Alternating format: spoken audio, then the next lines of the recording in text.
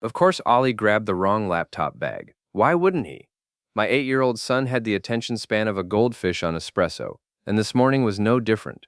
I was stirring my coffee, watching Elena rush around our kitchen like a tornado in heels, when my phone buzzed. Mr. Thompson? This is Principal Martinez from Riverside Elementary. We need you to come in immediately. There's been a situation with Oliver's backpack. The way she said situation made my stomach drop. Not the usual, he forgot his lunch money call. Something else entirely. What kind of situation?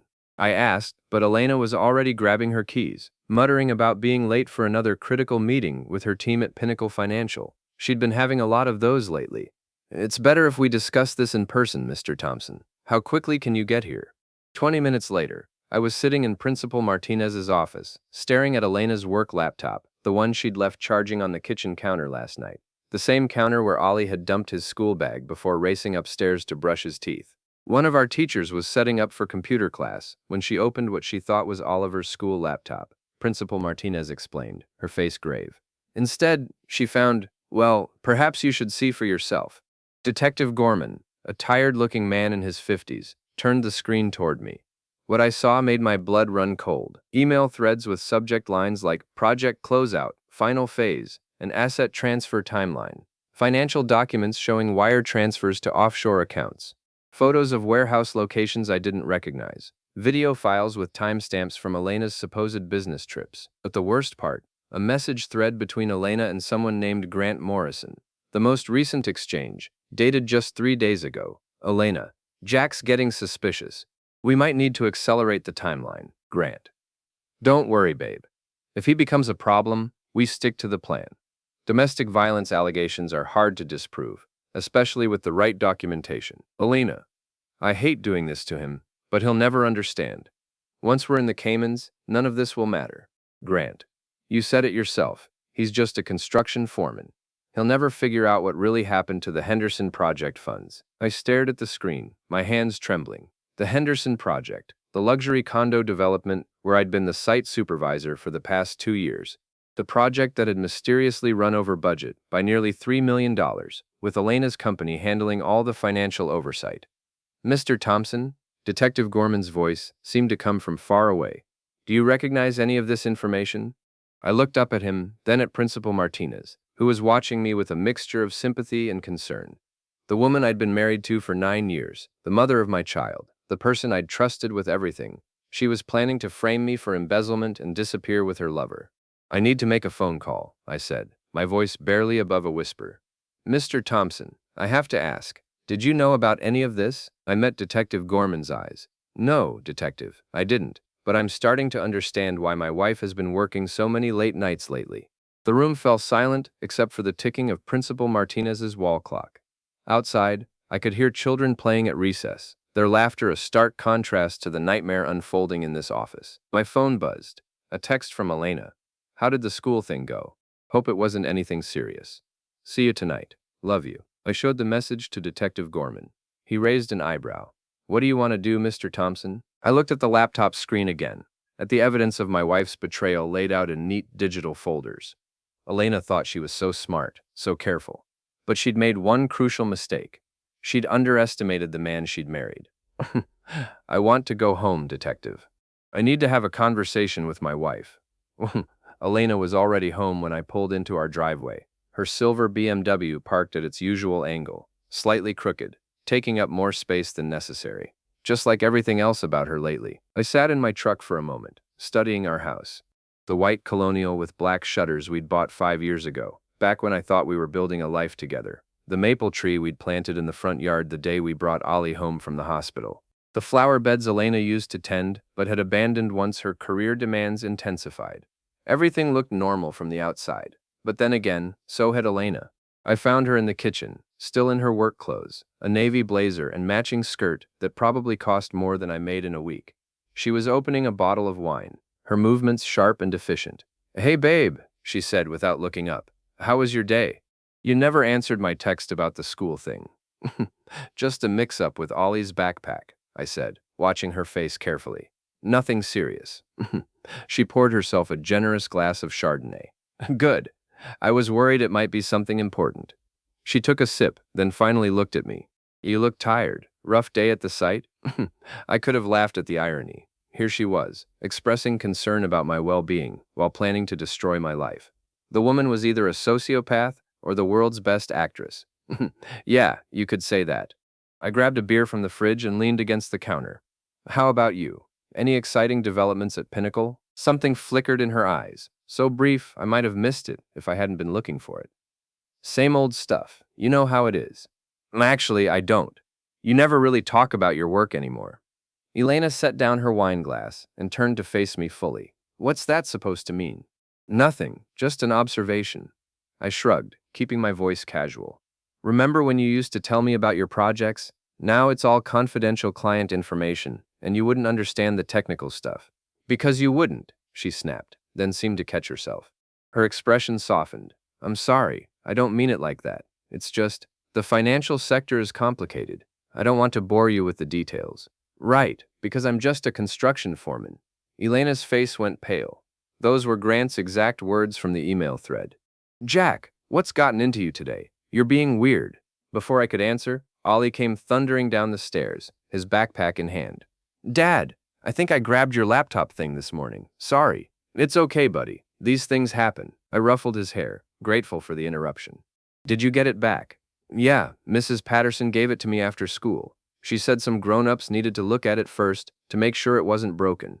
Elena's wine glass slipped from her hand, shattering on the kitchen floor. Red wine spread across the white tiles like blood. Mom, are you okay? Ollie asked. Fine, sweetie, just clumsy. Elena's voice was steady, but I could see her hands shaking as she reached for paper towels. Why don't you go start your homework? Dad and I will clean this up. As soon as Ollie was out of earshot, Elena straightened up and looked at me with an expression I'd never seen before. Cold, calculating. What did they see, Jack? Who? Don't play games with me. The grown-ups who looked at my laptop. What did they see? I pretended to consider the question.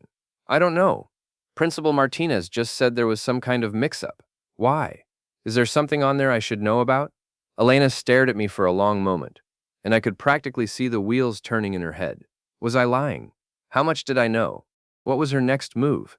Of course not, she said finally. Just work stuff. Client confidentiality, you know? Right, client confidentiality. We cleaned up the wine in silence, both of us lost in our own thoughts. Elena was probably trying to figure out how much damage had been done, and whether she needed to accelerate her timeline. I was thinking about Detective Gorman's business card, now tucked safely in my wallet, and wondering how long I could keep up this charade.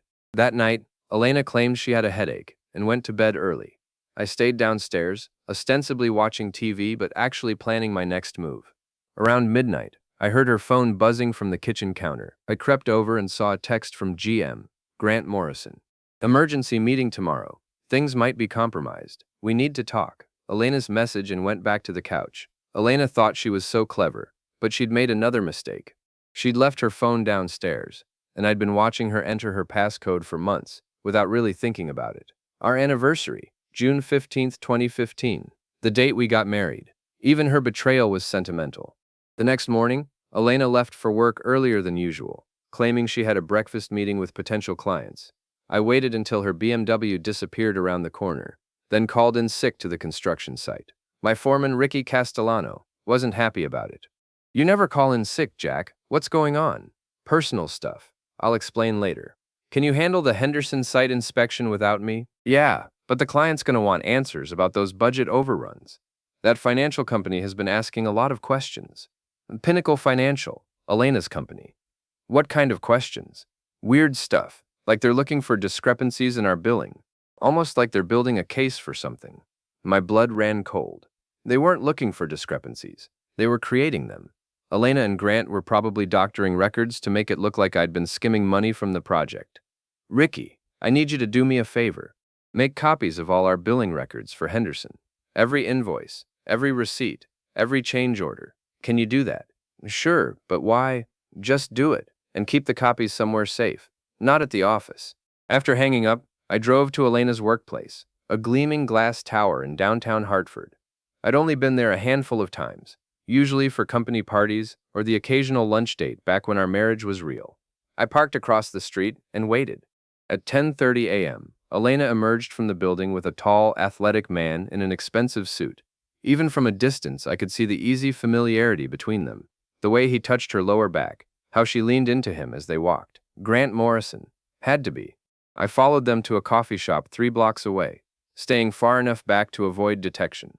Through the window, I watched them sit in a corner booth, their heads close together in intense conversation. Elena looked stressed, gesturing emphatically. Grant appeared calm, occasionally reaching across the table to squeeze her hand. I couldn't hear what they were saying, but their body language told the story. Elena was panicking. Grant was reassuring her, probably telling her everything would be fine, that they just needed to stick to the plan. My phone buzzed. A text from Elena. Client meeting running long. Might be late tonight. Order pizza for you and Ollie. I looked through the coffee shop window. She was typing on her phone, lying to me in real time. I texted back. No problem. Hope the meeting goes well. She smiled when she read my response, showing the message to Grant. They both laughed. That's when I made my decision. If Elena wanted to play games, I'd show her how it was done. But first, I needed to understand exactly what I was dealing with. I drove home and went straight to Elena's home office, a converted bedroom she'd claimed as her workspace during the pandemic and never given up. She kept it locked, claiming it was for security reasons related to her client's sensitive financial information. The lock was a joke, a basic door handle lock that I bypassed in 30 seconds with a credit card. Elena might be smart about financial fraud, but she knew nothing about physical security. Her desk was meticulously organized, everything in its place. I started with the filing cabinet, looking for anything related to the Henderson Project or Grant Morrison. What I found was worse than I'd imagined. A manila folder labeled insurance contained photos of me that I'd never seen before, pictures of me leaving bars, taken from angles that made me look drunk, photos of me arguing with subcontractors at the construction site, cropped to remove context. Even a picture of me grabbing Elena's wrist during what had been a playful moment, but photographed to look aggressive. Another folder contained bank statements for accounts I didn't know existed. Accounts in my name, showing regular deposits that corresponded exactly with the missing money from the Henderson Project. The deposits were small enough to avoid triggering federal reporting requirements, but large enough to add up to a significant sum over time. But the most damaging evidence was a handwritten journal in Elena's neat script. Entries dating back 6 months, describing fictional incidents of domestic violence, emotional abuse, and financial controlling behavior. Each entry was detailed and believable, painting a picture of a woman trapped in an abusive marriage with a man who was stealing from his employer. The final entry, dated just 2 days ago, was the most chilling. Jack is becoming more suspicious and aggressive. Yesterday he grabbed my arm hard enough to leave bruises when I came home late from work. I'm afraid he's discovered my investigation into his financial irregularities at the Henderson Project. Grant thinks we should move up the timeline. I agree. I can't live like this much longer. If something happens to me, people need to know the truth about my husband. I photographed every page with my phone, my hands shaking with rage. Elena hadn't just planned to steal money and disappear. She'd constructed an elaborate frame job that would have left me facing embezzlement charges and possibly domestic violence accusations. Even if I'd eventually proven my innocence, the damage to my reputation and relationship with Ollie would have been irreversible. I was so absorbed in documenting Elena's deception that I almost missed the sound of her car in the driveway. I quickly returned everything to its original position, locked the office door, and made it to the kitchen just as she walked through the front door. "Hey," she said, seeming genuinely surprised to see me. "I thought you'd be at work. Came home for lunch. Slow day." I gestured to the sandwich I'd hastily assembled. "How was your client meeting?" "Productive. We're making good progress on the new portfolio." She set down her purse and studied my face. "You look better today. Less stressed." "Yeah, I feel better. Sometimes a good night's sleep makes all the difference." Elena smiled, and for a moment, she looked like the woman I'd fallen in love with 10 years ago.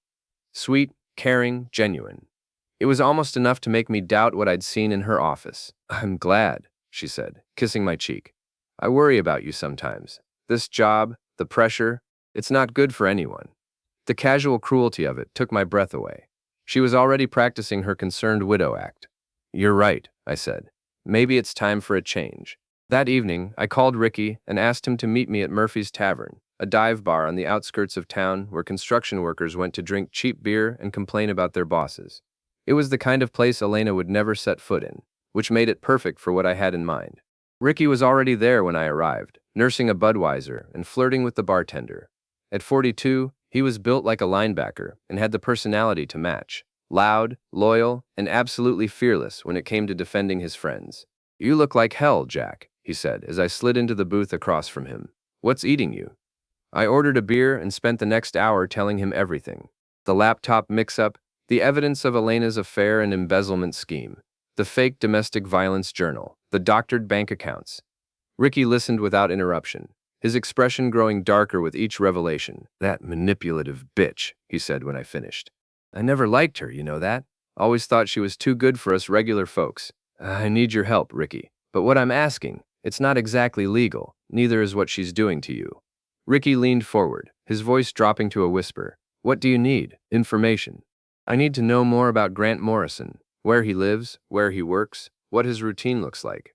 And I need to know about those warehouses and the photos from Elena's laptop. Consider it done. I've got cousins in the private security business. They know how to find people." "There's something else. The Henderson Project billing records. Did you make those copies?" Ricky grinned and patted a manila envelope on the seat beside him. "Every single document. I also made a few calls to our suppliers. Turns out Pinnacle Financial has been asking them about irregularities in our orders. Specifically, they wanted to know if we'd ever asked them to falsify invoices or inflate prices." "What did the suppliers tell them?" "The truth, that we've always been straight shooters. But here's the interesting part. Pinnacle offered to pay them for consulting services if they'd be willing to reconsider their recollections." I felt a surge of satisfaction. Elena and Grant were getting desperate, making mistakes. Did any of the suppliers take the deal? Not yet, but they're thinking about it. Times are tough, and Pinnacle was offering good money. "Get me names and contact information for anyone Pinnacle approached. I want to talk to them personally." We spent another hour planning our next moves. Ricky would handle the surveillance and information gathering while I worked on documenting Elena's deception and building my own case. We agreed to meet again in 2 days to compare notes. As I was leaving the bar, my phone rang. "Elena." "Hey, babe, where are you?" "Ollie's asking about dinner." "Just grabbing a beer with Ricky. I'll be home in 20 minutes. "Okay. Drive safe. Love you." "Love you too," I lied. The next morning, Elena announced she had to fly to Boston for a 3-day client conference. She'd be leaving that afternoon and wouldn't be back until Friday. "It's terrible timing," she said, packing her suitcase with practiced efficiency. "But this client represents a huge opportunity for the firm. I can't miss it. Don't worry about it. Ollie and I will hold down the fort." She kissed me goodbye at the door. Her performance led her perfect. Loving wife, dedicated professional, woman with nothing to hide. Moi huh. I waited exactly 1 hour after her departure before calling Ricky. "She's gone. 3 days in Boston, supposedly." "Moi huh. Want to bet she's not going to Boston?" "No bet. Can your security contacts track her?" "Moi huh. Already on it. I'll have her location within the hour." While I waited for Ricky's call, I went back to Elena's office. This time, I wasn't just gathering intelligence. I was planting some of my own. I installed a small recording device behind her desk, positioned to capture any conversations she might have in the room. I also placed a GPS tracker in her car, hidden under the rear bumper where she'd never think to look. But my masterpiece was the keylogger I installed on her desktop computer. Every keystroke, every password, every email would now be recorded and transmitted to a secure server I'd set up using my construction company's IT resources. Moi huh. Alana thought she was the smart one in our relationship, the one with the college degree and the sophisticated job. But she'd forgotten that I'd been working with technology my entire career. Modern construction sites were full of computers, sensors, and digital systems. I might not have an MBA, but I knew my way around electronics. My phone rang just as I was finishing up in Alana's office. "She's at the Marriott in Springfield," Ricky reported. "About an hour from here. Definitely not Boston." "Is she alone?" "Negative. Tall guy, expensive suit. Looks like he spends a lot of time at the gym. Has to be your boy Grant. Perfect. Keep watching them. I want to know everywhere they go, everyone they meet with." "You got it. But Jack? Whatever you're planning, be careful. These people have already shown they're willing to destroy you. If they figure out you're onto them." "They won't," I said. "Elena thinks I'm too stupid to catch on, and Grant thinks I'm too weak to fight back. Let them keep thinking that." Midnafek, the night I tucked Ollie into bed and sat in my living room, staring at photos of my family. Wedding pictures, vacation snapshots, Images of birthdays and holidays and ordinary moments that had once seemed precious. How long had Elena been planning this? How many of our conversations had been lies? How many times had she looked me in the eye and told me she loved me while secretly plotting my destruction?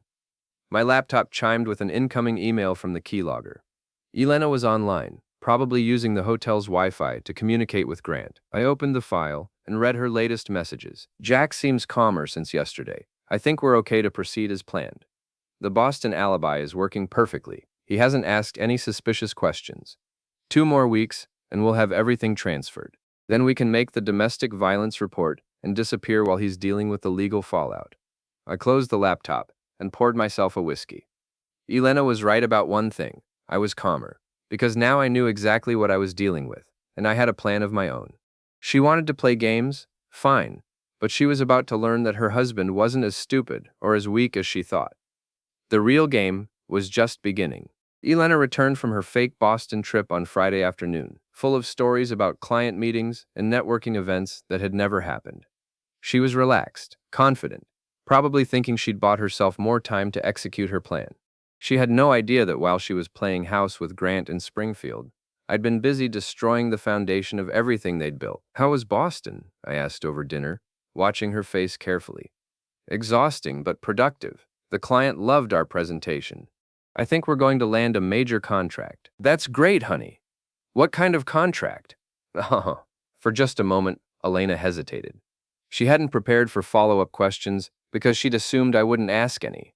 Asset management. High net worth individuals looking to diversify their portfolios. Sounds complicated. It is, but that's why they need experts like us. Ollie, oblivious to the undercurrents, chattered about his week at school. Elena played the part of the attentive mother, asking about his math test and his upcoming soccer game. Watching her perform maternal affection while planning to frame his father for embezzlement was almost more than I could stomach. After Ollie went to bed, Elena poured herself a glass of wine and settled onto the couch beside me. I missed you, she said, curling up against my side. Missed you too. Jack? Her voice was soft, vulnerable. I know I've been distant lately. Work has been so stressful, and I feel like I haven't been a good wife to you. You've been fine. No, I haven't. I've been selfish, focused on my career instead of our family. I want to make it up to you. She kissed my neck, her hands sliding across my chest. 6 months ago, this would have been enough to make me forget any doubts I might have had. Now, it just felt like another manipulation. Elena, I'm tired. It's been a long week. She pulled back, studying my face. Are you sure you're okay? You've seemed different lately. Different how? I don't know. Distant. Like you're thinking about something else. Maybe I am. What kind of something else? I met her eyes, letting her see just enough suspicion to make her nervous. The Henderson project has been keeping me up at night. There are some irregularities in the billing that I can't figure out. Elena's body went rigid. What kind of irregularities? Money that doesn't add up. Invoices that don't match our records. It's probably nothing, but the client is asking questions. I'm sure it's just a bookkeeping error. These things happen in construction all the time. Yeah, probably. But if there's a problem, it's going to come back on me. I'm the site supervisor. I'm responsible for everything that happens on that project. Elena was quiet for a long moment, her mind racing. I could practically hear her calculating the risks, wondering if she needed to accelerate her timeline. Maybe you should talk to a lawyer, she said finally, just to protect yourself. You think I need protection? I think you should be careful. Construction companies get sued all the time over cost overruns. You don't want to be the scapegoat if something goes wrong. The irony was breathtaking. Elena was giving me legal advice while actively working to frame me for embezzlement. You're right, I said. I should probably get ahead of this. The next morning, I did exactly that, but not in the way Elena expected. I drove to Detective Gorman's office and laid out everything I'd discovered. The fake bank accounts, the doctored photographs, the handwritten journal documenting fictional abuse. I showed him the GPS data proving Elena had lied about her Boston trip, and I played recordings of her phone conversations with Grant that I'd captured using the listening device in her office. Detective Gorman listened to everything without interruption, occasionally taking notes or asking for clarification. This is sophisticated, he said when I finished. Your wife and her boyfriend put a lot of thought into this frame job. What happens now? Now we build a case. The evidence you've gathered is good, but we need more. We need to catch them in the act of actually transferring the money or filing false reports. How do we do that? Detective Gorman smiled grimly. We give them exactly what they want. We make them think their plan is working. Over the next week, I played the part of the increasingly paranoid husband. I asked Elena nervous questions about the Henderson project. I mentioned that investigators had been asking questions at the construction site. I even staged a fake argument with Ricky in front of other workers, making it look like the stress was getting to me. Elena ate it up. She became more attentive, more loving, constantly asking about my emotional state and offering support. She was documenting my supposed deterioration, probably adding entries to her fake abuse journal. But while Elena thought she was manipulating me, I was actually controlling her. Every move she made was being recorded, every conversation monitored, every plan documented. The breakthrough came on a Thursday evening. Elena claimed she was working late, but the GPS tracker showed she was at Grant's apartment across town. I activated the listening device I'd planted in her purse during one of our romantic moments. Their conversation was everything Detective Gorman needed. The money transfer is scheduled for Monday morning. Once it hits the Cayman account, we file the domestic violence report and disappear. What about the kid? Child Services will handle it. Jack will be in jail, so Ollie will go into foster care temporarily. By the time anyone figures out what really happened, we'll be long gone. You're sure this will work? Positive. I've been documenting Jack's abuse for months. Combined with the evidence of embezzlement, no one will question our story. He'll be lucky if he doesn't spend the next 20 years in prison. I sat in my truck outside Grant's apartment building, listening to the woman I'd once loved plan my destruction with casual indifference.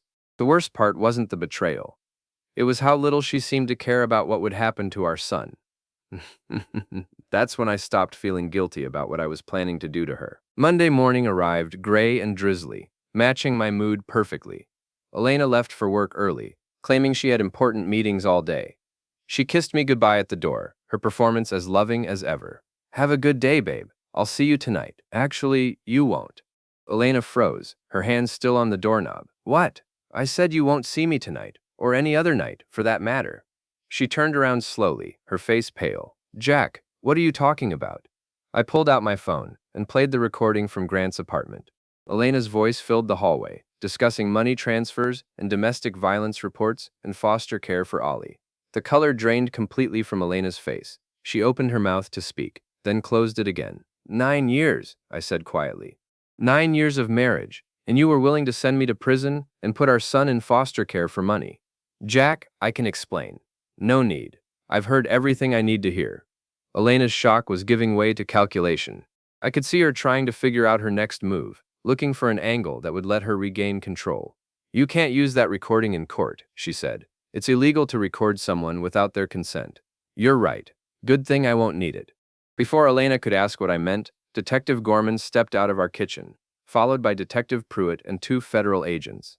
Elena Thompson, you're under arrest for wire fraud, money laundering, and conspiracy to commit embezzlement. As they read Elena her rights and cuffed her hands behind her back, she stared at me with a mixture of rage and disbelief. You think you're so smart, she hissed, but you have no idea what you've done. Grant will disappear, and you'll never get that money back. This isn't over.